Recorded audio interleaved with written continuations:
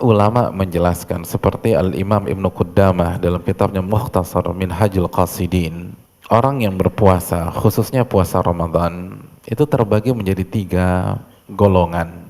Kelas yang pertama, saumul umum, puasanya orang-orang awam kalau bahasa kita. Ini tingkatan paling bawah di bulan suci Ramadan. Fahuwa kafud batni wal faraji an qada'i syahwah. Puasa mereka sebatas menahan diri dari makan, minum, dan berhubungan. Puasa seperti ini ada kemungkinan nggak diterima sama Allah Subhanahu wa taala. Sebagaimana hadis Bukhari, "Man lam yada' qaula zur wal amala bih falaysa lillahi hajatun fi an yada'a ta'amahu wa syarabah." Barang siapa yang tidak meninggalkan ucapan dusta atau perbuatan-perbuatan dusta, maka Allah nggak butuh akan puasanya pada saat dia meninggalkan makanannya dan dia meninggalkan minumannya. Allah nggak butuh, pahalanya nggak ada tuh hadirin. Kenapa? Karena intinya cuma nggak makan, nggak minum, nggak berhubungan. Selebihnya sama. Ya ngomongin orangnya sama, ya bohongnya sama, ya jelalatannya sama. Ada kemungkinan puasanya nggak diterima sama Allah. Itu yang pertama.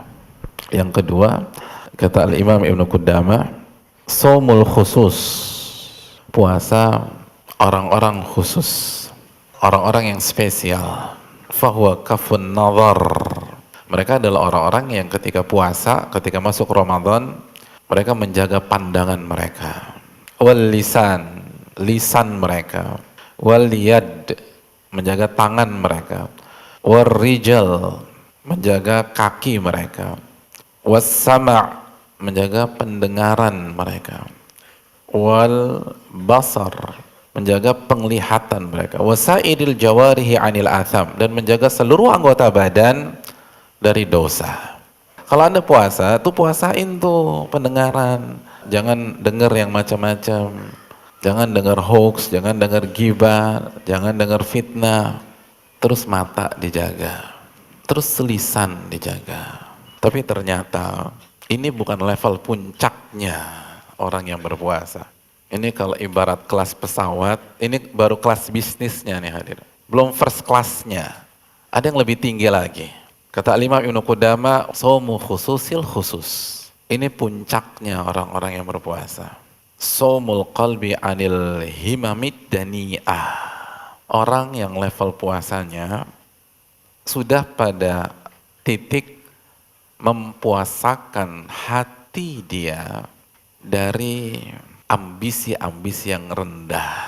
Al-afkaril muba'idati anillah, dari pemikiran-pemikiran yang menjauhkan dia dari Allah. Muba'idati anillah. Wa kaffuhu amma siwah, puasa yang mencegah seseorang dari sesembahan-sesembahan selain Allah. Jadi mereka sudah berhasil menata hati mereka dari kesyirikan, dari riya, dari sum'ah.